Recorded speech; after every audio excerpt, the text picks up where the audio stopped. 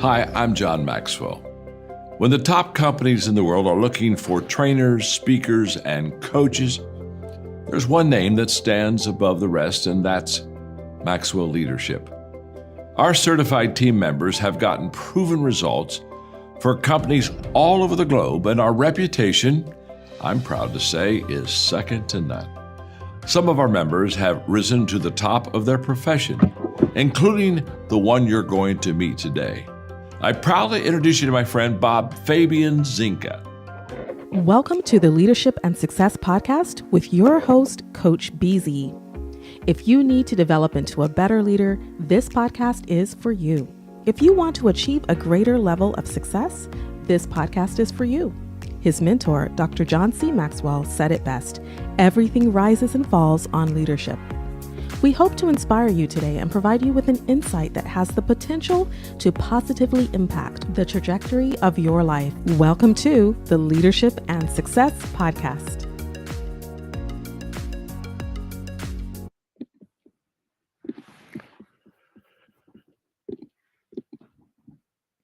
Hello, everyone. This is Coach Busy. Thank you so much for being with me this morning. Today, we are going to review another one of my article for our daily devotion. And this time, it's going to be the article I wrote, Leading with the Law of the Lead and the Law of Influence. Those are the first two laws of the 21 Irrefutable Laws of Leadership by Dr. John Maxwell, my mentor. And that's the book I ask you guys to get for this season as a curriculum, but also the Maxwell Leadership Bible. Again, for the Bible, nothing religious or spiritual, anything like that. We're just going to extract the leadership insight from the Bible. Okay, so in raising the lead, so Dr. Maxwell says the law of the lead, that's how well you lead determines how well you succeed, right? Your leadership is kind of the lead that is going to be the most that you can do. Let's say if your leadership lead, let's say is at level 5, your organization cannot go to level 6, 7, or 8. For the organization to get to that higher level, you as a leader needs to get to that higher level first. So you are kind of like the lead that pretty much decide, how far you go and how far the organization will go. And then the second law, the law of influence, as you know, my favorite leadership definition, and there are many. It's the one from Dr. Maxwell, who says, leadership is influence, nothing more, nothing less. So it's one person influencing another. That means it has nothing to really do with your title or your position. You're not a leader just because you manage people, that you are a leader because you can influence people, people within your sphere of influence across your organization. And what that law says is the true measure of leadership is influence, nothing more and nothing less. Okay, so like I've said before, I'm going to let my AI agent take it from here.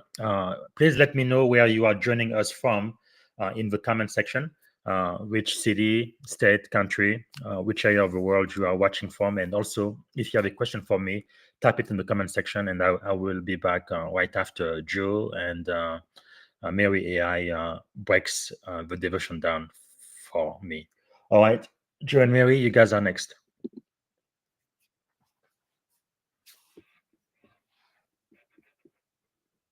So, have you ever felt like maybe you or your team were just hitting a ceiling, despite everyone really putting in their best effort? Yeah, absolutely. Or maybe you've wondered why, even when you have a clear title, a position of authority, it's still just incredibly hard sometimes to get that genuine buy-in from the people you're supposed to be leading. Exactly. It's a common thing, right? And often really frustrating. And I think it points to something deeper about leadership. It's not just about your rank or, the authority you've been given or that impressive title on your email signature.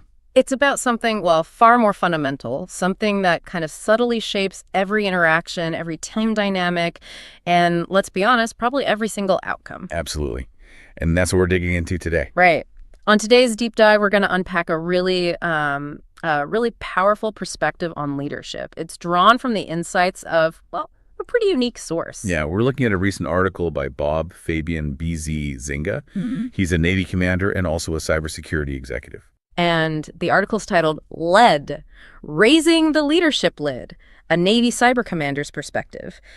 what makes his work so compelling, I think, is how he distills, decades of really high-stakes experience. For sure. You've got the disciplined environment of military service on one hand, and then the rapid innovation you see in Silicon Valley on the other. And he frames all of that through the kind of timeless wisdom of his mentor, Dr. John C. Maxwell. Mm-hmm. So our mission for you today, listening in, is to explore two core principles BZ Zynga highlights as being, absolutely transformative for him. Those are the law of the lid and the law of influence. Exactly. And what's truly fascinating here, and I think what makes this deep dive so valuable, is really seeing how these seemingly straightforward laws, how they translate into tangible, real-world impact. Right, in such different environments, too. Totally diverse, often high-pressure environments. So whether you're, navigating the complexities of a naval ship, or maybe leading a cutting-edge tech team, or even managing a small nonprofit. These insights seem to reveal some universal truth. They really do. And his background, being an information warfare military commander and a seasoned cybersecurity executive, that provides such a rich tapestry of compelling stories, doesn't it? Yeah, it really illustrates not just what these principles are, but, how they actually play out when the stakes are really high. And why they aren't just abstract theories you read in a book. Yeah. It's lived experience, and it demands, some deep self-reflection from all of us, I think. Okay, so let's really unpack this first one then. We've heard the name, the law of the lid. But what exactly is it? What does it mean for us, as leaders? Well, in BZ Zynga, and he's drawing directly from Maxwell's principles here, he puts it with this stark simplicity that kind of hides its depth. He says, how well you lead determines how well you succeed. Okay, that sounds almost too obvious. Right? It does, yeah. But here's the insidious part, maybe. Yeah. Your leadership ability, or, the lack of it, is effectively the ceiling. It's the lid that determines your personal level of effectiveness. And by extension, it absolutely dictates the maximum potential of your team, or maybe even your whole organization. Huh. Like a literal lid on a container. Kind of, yeah. Imagine trying to fill a bucket with water. No matter how much water you pour in, right? It can only hold as much as its lowest opening allows. The leadership capacity. That acts just like that lowest opening, that metaphorical lid. Wow. It's a humbling idea, honestly, almost confrontational, because it forces you to look inward, rather than blaming external factors when you hit limitations. That is a powerful and maybe slightly unnerving thought. So you're saying if my personal leadership capacity is, let's say, an 8 on a 1 to 10 scale, then my team, no matter how talented or driven they might be, they can actually never perform above a 7. Is that the radical implication here? It's precisely it. BZ Zynga uses Maxwell's direct, almost jarring example. Yeah. He states it unequivocally. If I rated myself an 8 in leadership, my team's effectiveness couldn't be higher than a 7. And that's not just some arbitrary number, right? It's a profound conceptual framework. It forces us to confront this uncomfortable reality that our own personal leadership growth, it isn't just a nice to have for our career. Right. It's not just about me getting promoted. Exactly. It has a direct, often disproportionate, and absolutely measurable impact on the output, the innovation, the ultimate potential of every single person you lead. So if I'm not growing, I'm actually holding my team back. You are. Even if it's unintentional, you're setting an invisible, self-imposed ceiling on their growth, their ambition, their performance. Does that make you rethink things? Every challenge, every bottleneck? Yeah, every instance of stagnation your team faces. Yeah. It might not be external factors or your team members' limits. It could actually be a direct reflection of an unmet leadership development need in you. The implications are staggering, because it means the biggest lever for improvement might actually be me. Often, yes. It often lies within the leader themselves. That reframing is genuinely insightful. Now, BZ Zynga shares a moment early in his career where he personally kind of bumped up against this lid. Right, as a young officer. Yeah, leading a team of network defenders. He describes realizing that his own limits kept the team's performance stuck. Can you give us a bit more detail on that, like that specific challenge and how it showed up? Yeah, he talks about this critical moment during a really complex cybersecurity threat scenario. Now, his team was technically skilled, right? They knew their stuff. But he found himself struggling to grasp the full scope of the threat. And crucially, he struggled to formulate a decisive, bold response. Okay, so his own uncertainty. Exactly. His internal uncertainty, his own hesitation maybe to commit to a potentially risky but maybe necessary course of action. He said it seeped into the team. and kept us from acting boldly. Wow, that's powerful. It's not just about lacking technical knowledge then. No, not at all. It's about that profound psychological ripple effect a leader's state of mind has on their team. When a leader lacks clarity or confidence, or maybe the courage to make a tough call, especially in high-stakes environments like cyber or military ops. That hesitation gets picked up by the team? Absolutely. It gets absorbed, maybe even amplified and mirrored by the team. They become hesitant too, right? Waiting for direction that doesn't quite solidify, or they just play it safe, avoid the risks. So if the leader's personal lid is, say, a fear of failure, Or maybe a reluctance to challenge how things are normally done, the team will consciously or unconsciously kind of mimic that caution. and they'll never really innovate or break new ground. Exactly. They won't push beyond those safe, established norms. Bazinga's experience really underscores that a leader's personal growth isn't some luxury. It's a direct, essential catalyst for unlocking the team's full, unconstrained potential. And he uses a really potent quote, doesn't he, from Thomas Aquinas? Yeah, that's a great one. If the highest aim of a captain were to preserve his ship, he would keep it in port forever. It's such a vivid image, especially coming from a Navy guy. It really is. And that quote immediately brings up this important, almost provocative question.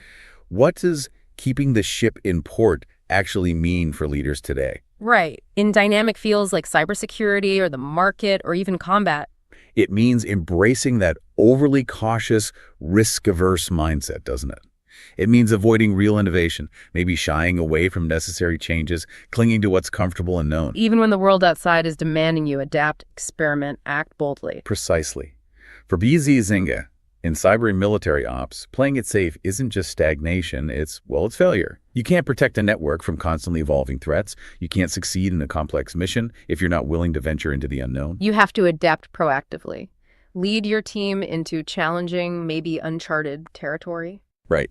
He realized he had to actively push past that safe harbor, not just for himself, but really to unleash his team's capabilities. And that personal transformation, from just holding a title to being someone genuinely trusted and followed, that's the essence of raising that leadership lid. It's earning the right to lead, not just being given it. Through demonstrated courage, ever-expanding competence, it's a journey, right? Not a destination. So that naturally begs the question, how does a leader actually do that? How do you raise your lid? Bazinga offers some really practical, hard-won strategies from his experience. First, he talks about seeking out stretch opportunities. Yeah, this is absolutely foundational. And honestly, it's often kind of counterintuitive for a lot of people. He advises leaders to intentionally tackle projects just beyond your current ability. Okay, so not recklessly setting yourself up for failure. No, it's about deliberate, calculated discomfort. It means actively looking for those assignments that push your boundaries, force you to learn new skills, or operate outside your, well-established comfort zone. Like volunteering for that new complex initiative that maybe scares you a little. Exactly. Or stepping up for a challenging deployment that requires unfamiliar problem solving. Or taking on a tough project where you don't immediately have all the answers. He shares that anecdote, too, about the chief saying Navy stood for never again volunteer yourself. Right. Back when he was a seaman recruit, the lowest rank. And the chief, maybe half joking, maybe not, used that line. But Bazinga powerfully countered that mindset.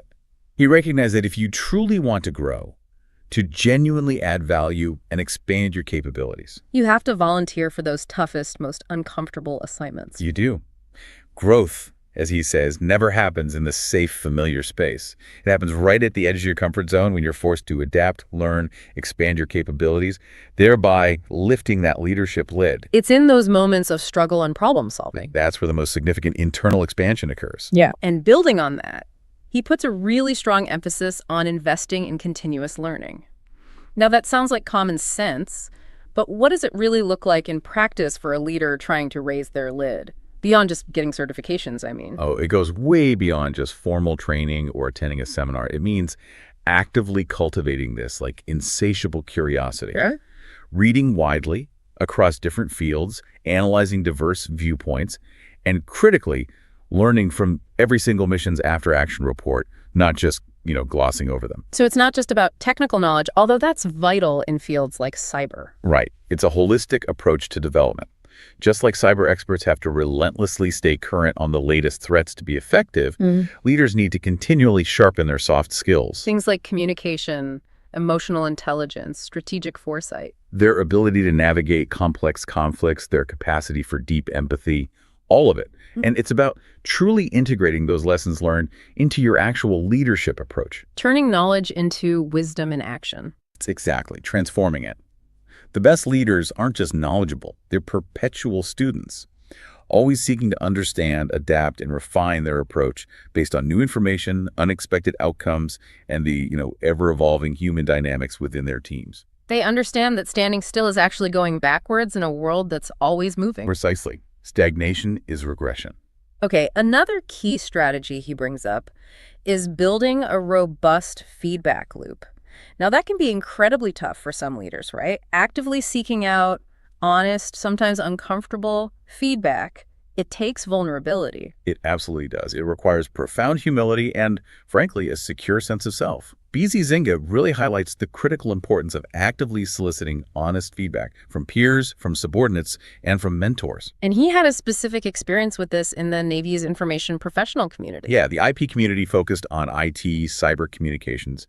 They actually had a structured and mandatory mentoring program, which he found beneficial. But importantly, BZ Zynga went further. He proactively sought out unofficial mentors and also peer mentors outside those formal channels. He even candidly admits, he says, I reached out, asked a lot of people dumb questions, and gained so much wisdom. Asking dumb questions, I like that. It shows humility. It really does. And it powerfully underscores that a feedback loop isn't just about your annual performance review. It's about cultivating this constant, informal, deeply humble dialogue where you're genuinely open to learning, to being challenged, and crucially, to seeing your own blind spots. Using failures and successes as learning opportunities. Exactly. Leveraging both to consistently push your lid higher. And that willingness to ask those dumb questions, to expose your gaps in understanding, paradoxically, that's a hallmark of true intellectual courage and an unwavering commitment to growth. Essential for any leader who wants to transcend their current limits. Okay, now here's where it gets really interesting and maybe a bit counterintuitive for some. BZ Zynga says that by helping others grow, by actively developing your team, you indirectly raise your own lid. How does that work? How does investing in them help you? It's this profound concept of reciprocal growth, isn't it? Like a feedback loop where giving actually makes you stronger. When you genuinely commit to coaching, to delegating effectively, to mentoring your team members, you're not just making them better. Okay. You're actually forcing yourself to think more strategically, to cultivate a deeper level of trust, to communicate with much greater clarity and precision, and to learn how to empower more effectively. So a stronger, more capable team. One that you've actively developed. It doesn't just reflect well on your leadership, it actively expands your leadership ability because it frees you up. Right, if they can handle more. Then you, as the leader, are liberated to focus on those higher-level strategic challenges, on forging external partnerships, on vision setting, on truly innovative thinking, which naturally lifts your capacity, your lid. And he contrasts the culture in the IP community with others. Yeah, he draws this powerful contrast. He talks about the nurturing and supportive culture of the information professional community, where sharing knowledge was seen as a master key to success. And he contrasts that with the often aggressive competition, like eat or be eaten, he saw in some other naval communities. And this highlights a critical insight. Sharing knowledge and developing others isn't a zero-sum game where you lose power by empowering them. It's a positive sum game. Exactly. It benefits everyone, raising the collective lid of the entire organization. When your team is highly capable and deeply empowered, you, as their leader, are then free to operate at a higher, more impactful strategic level. That's the ultimate way to raise your own leadership lid. So as you, the listener, reflect on all this, BZ Zynga poses that really pointed, reflective question. What's your lid right now? Are you inadvertently limiting your team's potential? It's a powerful challenge, really, to look inward. To accept responsibility for potential bottlenecks, yeah. And then, importantly, he pushes us further. He gives a clear call to action that avoids that trap of feeling overwhelmed, Right. What's the action? He says, think of one area in your leadership style or skill set where you can grow this week. The genius here is the specificity, the manageable scale. It's not about a grand, daunting overhaul of your entire leadership persona. Just one thing. Just one actionable step. Yeah. Maybe it's picking up that book on a leadership topic you've been putting off, or intentionally volunteering for a project that makes you feel a little uncomfortable. Or maybe just gathering the courage to ask a trusted colleague for some really honest, candid feedback on a specific area. Exactly. The absolute key is recognizing that leadership growth isn't passive. It's an ongoing, deliberate, and often uncomfortable process. And it all begins with that first intentional step outside your current, often self-imposed limitations. That's actually a perfect bridge to BZ Zinga's second foundational principle. Because after spending years consciously raising his own lid, he then discovered Maxwell's second principle was equally transformative for him. The law of influence. The true measure of leadership is influence, nothing more, nothing less. Yeah, and if we connect this to the bigger picture of leadership, that definition, despite being so short, it just cuts right to the core, doesn't it? It really does. It directly challenges that pervasive misconception, especially in hierarchical places like the military and often in tech, too. The idea that leadership is solely about authority or your position on the org chart. Right, the temptation to rely on rank or title. It's a strong temptation, yeah, because it's kind of baked into the structure of the chain of command. But Maxwell, in BZ Zinga's experience, really bears this out, clarifies that genuine leadership fundamentally transcends any given title. It's not about the power you have on paper, but the authentic impact you make on people. Influence, really, at its heart, it's about affecting others' thoughts, shaping their attitudes, guiding their actions and behaviors, without resorting to coercion or just mandates or mere positional authority. It's about inspiring them to want to follow, not forcing them to comply. It's a subtle but profoundly significant difference, yes. And BZ Zinga truly lived this, didn't he, early in his demand. He talks about having ample authority on paper, yet struggling to get that genuine buy-in from seasoned sailors and cyber specialists. Yeah, the ones with deep experience. He shares that story from a joint exercise where his initial assumption was just, orders alone would make things happen. What was the hard lesson he learned there? That's really where the rubber met the road for him. And it's a lesson I think many leaders, especially those new to significant authority, learn quite painfully. He discovered that simply issuing orders, no matter how clearly he stated them, just wasn't enough to generate real commitment or initiative. So what was the lesson? The hard lesson was this. He realized he had to take the time to listen and understand my team's perspective, including junior enlisted sailors who have outstanding ideas but sometimes get ignored because of their low rank. Listening even to the lowest ranks. That's crucial. It's a crucial, often overlooked distinction. When you operate solely by command, yeah, you might get compliance people follow orders to avoid trouble, but you absolutely will not get true commitment or innovation or that proactive initiative. But by actively engaging their input, valuing their expertise... Even from those junior sailors with ground-level insights.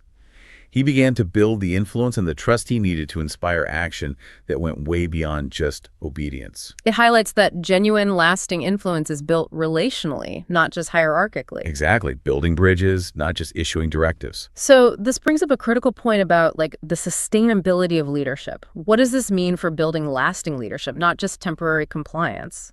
BZ Zinga learned the hard way that influence, unlike authority, can seem to just vanish overnight. Yeah, that's a powerful story. He talks about switching billets, changing job assignments in the military to a new unit, and realizing the rapport and credibility I'd built didn't transfer. This is such a stark insight into how influence works or doesn't work in terms of portability.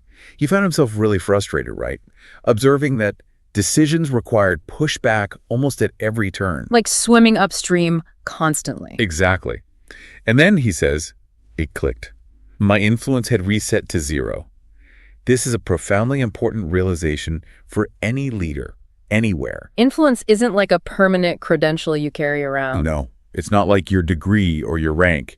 It is something that is constantly, continuously earned. You can't just coast on past achievements or your reputation from a previous role or a title you once held when you step into a new environment. Especially one with its own established dynamics and relationship. Right. He realized he had to earn it all over again from the ground up by demonstrating consistent competence, showing genuine compassion for his new team, and proving unwavering commitment to their shared mission in that new role. It reinforces that influence is built relationship by relationship, action by action. It's context dependent. It's a continuous investment, a constant re-earning, never a one-time gain, like a bank account, right? Yeah. Every interaction is either a deposit or a withdrawal. It makes total sense then that Nelson Mandela's words really resonated with BZ Zinga on this. It is better to lead from behind and to put others in front, especially when you celebrate victory. Then people will appreciate your leadership. That's a beautiful way to put it. It is. And what's genuinely fascinating here is how BZ Zinga found that as he started actually doing that, celebrating his team's wins and critically, openly sharing the credit, his influence didn't just grow a little bit. It, blossomed exponentially. Why do you think that is? Well, that speaks to that fundamental human need, doesn't it? The need to be seen, to be valued, to be recognized for your contribution. Especially in high-pressure environments. Exactly, like cyber ops or on a naval ship where teamwork is everything. When leaders consciously choose to cheer their people on, publicly share the glory for successes, a profound level of trust just blossoms. Team members feel genuinely valued, their contributions validated. And as a result, they become far more willing to follow a vision. Not because they have to, but because they want to. It shifts leadership from just a transaction, I give orders, you comply, to something truly transformational. Where people are inspired to give their best, go above and beyond because they feel invested in and appreciated. Exactly. So how do we actually build this kind of profound influence? BZ Zinga offers several practical, actionable ways, starting with the foundational advice to listen and serve. Yeah, this point is utterly foundational. Yet it's often tragically overlooked in the rush of daily tasks, isn't it? He advises, quite simply, show your team you care about them as people. Invest time in understanding their ideas and concerns. It sounds almost too basic. It does, but here's the truth. People consistently follow leaders who genuinely support them, who truly have their back, not just those who boss them around. It speaks directly to the relational core of influence. And they genuinely listen, not just waiting to talk. Right, truly, listen. You gain that deep understanding of their challenges, their hopes, their fears, their unique perspectives. And when you actively serve them, you demonstrate through your actions that your leadership is fundamentally about them, about enabling their success, not just achieving your own agenda. That kind of care and support builds deep loyalty. And a powerful willingness to follow, because your team knows, deep down, you have their best interests at heart, even when the decisions get tough. Okay, next he talks about building relationships across ranks and even across organizational silos. This goes beyond just your immediate team, clearly. Absolutely. This isn't just about cohesion within your direct reports. It means intentionally reaching out, collaborating with other units, different departments, maybe even external partners or perceived competitors in some complex situations. Why is that so important for influence? BZ Zinga really emphasizes that by helping others achieve their goals, you build allies who will carry your mission forward. Think about it. Your sphere of influence grows exponentially beyond your direct team when you're known as someone who helps others succeed, who's a connector and enabler. It builds bridges, dismantles friction. Creates a robust network of support. It makes it infinitely easier to achieve those broader, more ambitious organizational goals because you have allies willing to lend support and expertise, knowing you'll reciprocate. You become a force multiplier for collective success. And crucially, modeling the behavior you expect. He says, be consistent, reliable, and ethical. Influence grows when people know you walk the walk. Simple truth, but maybe the hardest to maintain under pressure. This is where integrity isn't just like a nice virtue, it's a strategic imperative. As Maxwell wisely puts it, it's not a title that makes the leader, it's the leader that makes the position. When your words consistently match your actions, when your character is transparent and unwavering, when you show genuine consistency in your values, people instinctively see you as authentic, deeply trustworthy. A consistency builds an unshakable reputation. It does. And that allows your influence to grow organically and deeply because people know they can rely on you and what you stand for, even when things get tough. It's building that unimpeachable credibility through consistent, ethical behavior day in, day out. That's the bedrock. Okay, this next point is a big one, and BZ Zinga really dives into it, empowering others. He specifically stresses giving junior team members real responsibility and genuine credit. This feels like a major shift for many leaders, right? Especially those who came up doing the work themselves. Oh, absolutely. This is indeed one of the most transformative and frankly often the most challenging aspects of truly effective leadership. He illustrates it so well with that custom he started, the sailor in the spotlight, or Essett's award. Tell us more about that. He began by honoring a petty officer third class, a pretty junior rank, for their exceptional contributions. Then, crucially, he let that honoree choose the next ETS based on who had the most positive impact on them. Letting the recognized person choose the next one. Interesting. And he observed that an astounding 80% of the subsequent picks were junior enlisted members, the very people often overlooked in traditional recognition systems. Wow. And in a real testament to its power, BZ Zinga was even shocked, he says, to be selected as a SITS himself by one of his own lead petty officers. That's amazing. It democratized influence in a way. It totally did. It proved that profound impact can come from anywhere, regardless of rank. It cultivated a culture where everyone felt seen and valued. And he gets very personal about the struggle of empowering others. He admits, really candidly, empowering others is one of the most difficult things I've had to learn. That's quite a confession from a high-ranking officer. It is, and it's one that resonates with so many leaders, I think. He nails the common dilemma.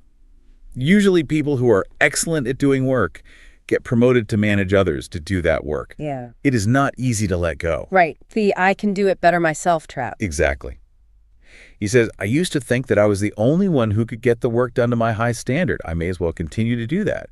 But he realized with real conviction that that mindset is fundamentally wrong for a leader. You must create space for them to learn, even by failing. Yes.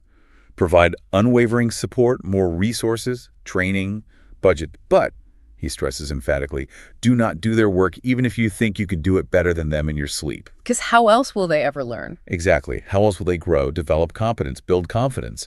This approach fosters genuine development, builds deep capability, and cultivates that crucial sense of ownership and accountability. He even brings up the ultimate leadership test, the vacation test. Yes. His IP mentor taught him this incredibly insightful metric. The best leaders should be able to go on vacation and know that in their absence, the work is still being done in an excellent manner. And stark, right? But powerful. definitely. It measures true empowerment. It highlights that a leader's true measure isn't how indispensable they are, how many fires they put out personally. It's measured by how dispensable they can be while the mission thrives seamlessly in their absence. It's a testament to their delegation, training, trust. The ultimate sign that you haven't just created followers, but you've successfully cultivated leaders capable of independent, high-level performance. Which leads right to his ultimate realization, that big shift in mindset. A leader's goal is not to get more followers, but to develop more leaders. Exactly. This, for BZ Zinga, is the absolute peak of empowering leadership, the true North Star. He points to the U.S. Navy itself as a powerful example where leadership development starts at the lowest rank. It is baked in everything we do. His IP mentor said leadership is like location and real estate for the Navy. Yeah, fundamental, non-negotiable. This culture, where petty officers, chiefs, officers were highly invested in developing me as a leader, from day one as a seaman recruit, it makes the whole organization stronger, more resilient, more adaptable. It encourages innovation and self-initiative. Because if everyone is competent, understands the mission, and is empowered with the vision, you don't need constant micromanagement. You don't need every simple decision flowing up the chain. This widespread empowerment multiplies influence exponentially. Creates a truly distributed, agile, powerful leadership ecosystem. Yes. So as you, the listener, reflect on these powerful ideas about influence, BZ Zinga really challenges you. Who are you influencing most today?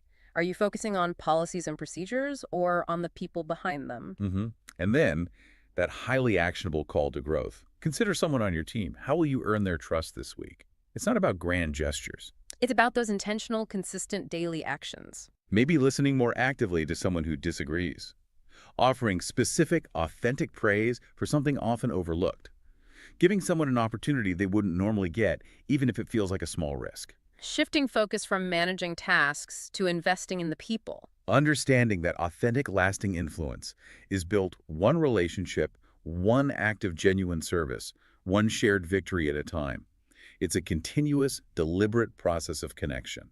What's truly fascinating here, and I think it's a real hallmark of BZ Zinga's whole approach, is how he connects these very modern practical leadership principles from Maxwell, from his own experience, to a much deeper, kind of timeless well of wisdom. Yeah, he invites us to think on these things. Right, integrating profound biblical wisdom, showing the deeper why behind the laws of the lid and influence, exploring principles that really transcend specific contexts and offer a foundational framework. It's not really about religion per se, is it? No, not about dogma. It's about exploring those enduring universal truths that underpin effective ethical leadership. How ancient wisdom offers maybe a radically different, often countercultural framework for leadership purpose compared to a lot of modern corporate thinking. These insights act like deeper anchors for the concepts. Exactly, reinforcing why they work. Okay, first, he connects integrity and humility to cultivating influence, using Proverbs 3.4. And so find favor and high esteem in the sight of God and man. Yeah, that verse beautifully captures the idea that true, sustainable influence isn't just about charisma or strategy or power. It's cultivated, grown organically, through unwavering integrity and genuine humility. When leaders consistently align actions with values, Act with transparency, honesty, a sincere desire to serve, they naturally earn both deep trust and profound respect. Influence, in this view, isn't demanded or bought. It's attracted. it's an outflow of character. Exactly. And that trustworthiness, in turn, naturally elevates their leadership lid by expanding their capacity for impact.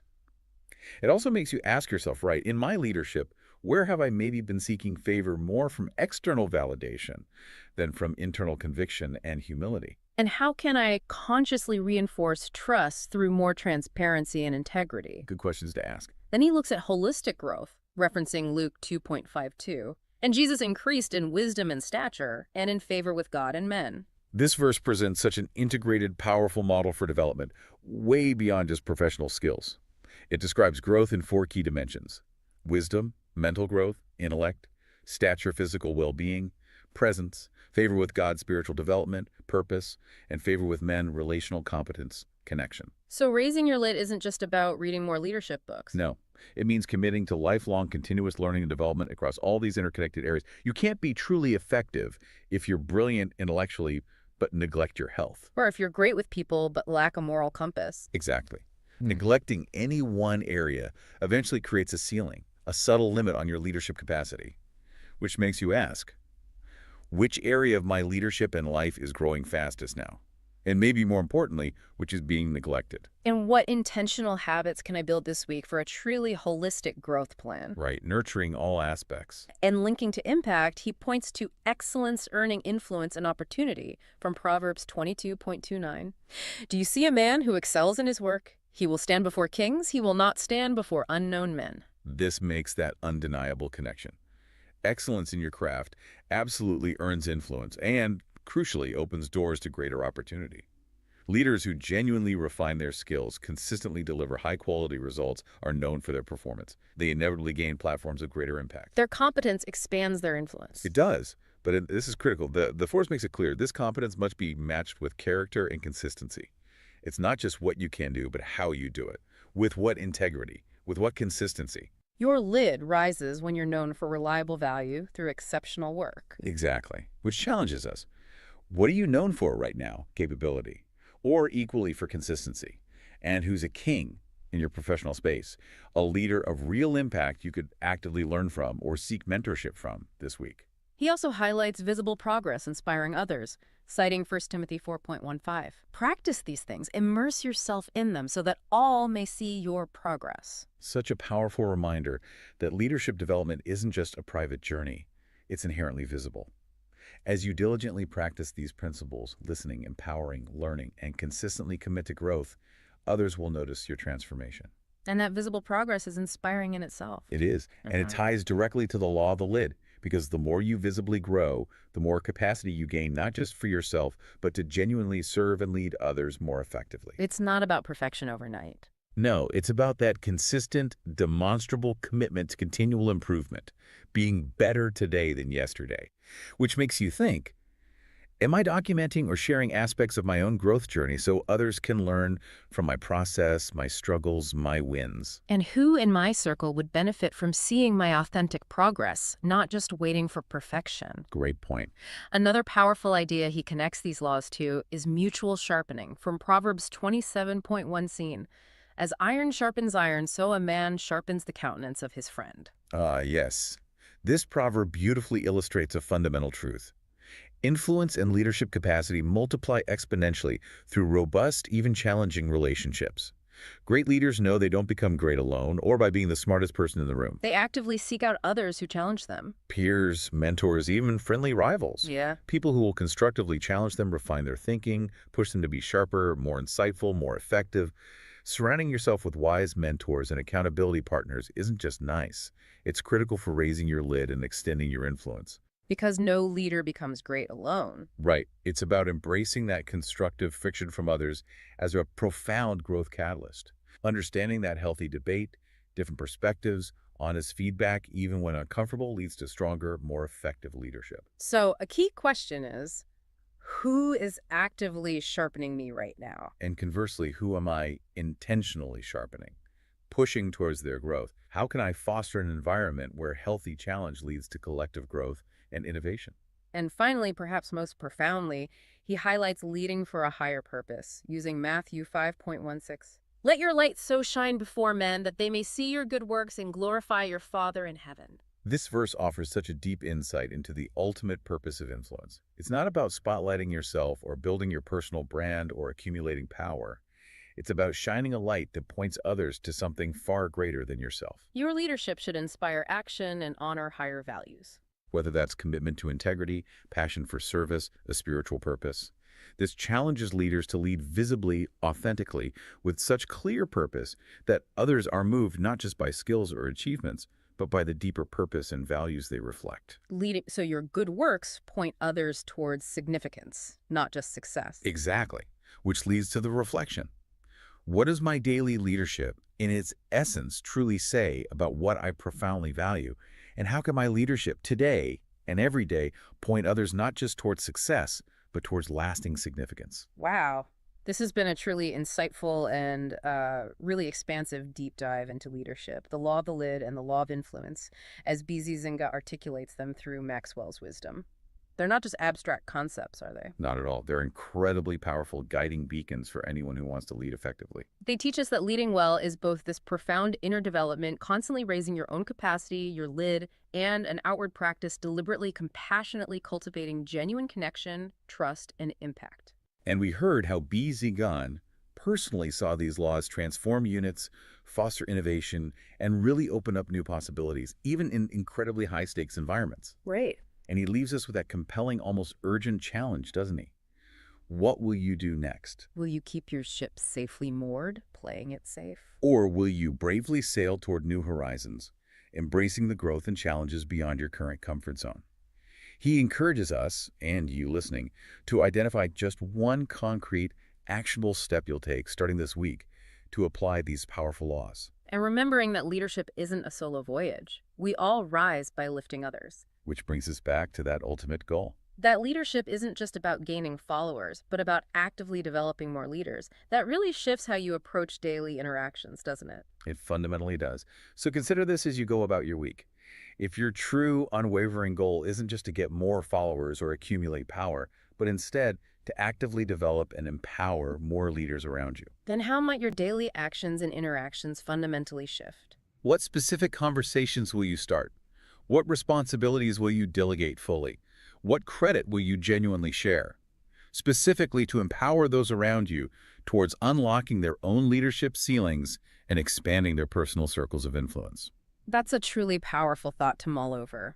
A profound call to action, really. We look forward to seeing the transformative insights and actions you take as a result of this deep dive. All right, thank you so much, Mary and Joey. I do appreciate that, breaking down my article, Raising the Lead, a Navy Cyber Commander's Perspective. And that's based on the 21 Irrefutable Laws of Leadership by my mentor, Dr. John C. Maxwell.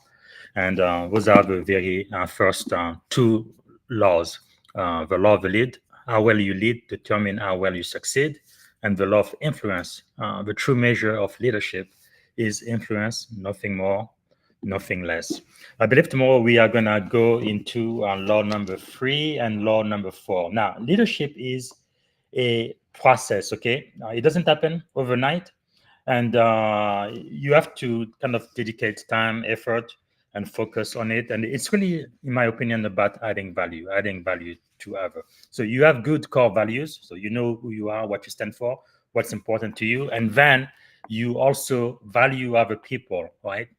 So I have good values, number 1. Number 2, I value people. And then number 3, I want to add value to people. So I think it's that trifecta that really makes you a great leader, because it's not about you, your ego and your power and your authority, but it's what can I do for you? And what can I do for the least of these, right? The lowest ranked people in my unit in the military. And if you are in an organization in Silicon Valley, not just your peers and your bosses, but the people who are subordinate to you, how can you love them? How can you add value to their work, make their life easier, allow them to accomplish their goal, the mission of the organization, remove obstacle from their way. So I think that's really what leadership is all about. So tomorrow we're going to talk about the law of process and the law of navigation. The law of process, leadership developed daily, not in a day. Again, it is a process. It doesn't happen overnight, but you have to be consistent. And number 4, the law of navigation. Anyone can steer the ship, but it takes the leader to chart the course.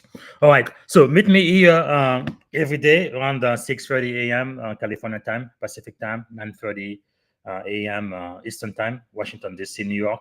And I want to acknowledge Anna Nazareth, who's joining us today from Brazil. And I'm also going to check on YouTube, since we're streaming live, and LinkedIn to see if there are any questions for me. I don't see any. So until next time, until tomorrow, this is Coach Busy. Have a wonderful day, and I look forward to seeing you right here tomorrow morning. Bye. Thank you for listening to the Leadership and Success Podcast with your host, Coach BZ. If you like what you heard, please subscribe to our channels and come back for more wisdom nuggets on how you may develop into a better leader and achieve greater levels of success. Leadership is the most critical skill. The world will always need leaders to lead others, deploy the next disruptive technology, or execute a business strategy. You may as well decide on counting yourself among the 21st century leaders. See you right here next time on the Leadership and Success Podcast with Coach BZ.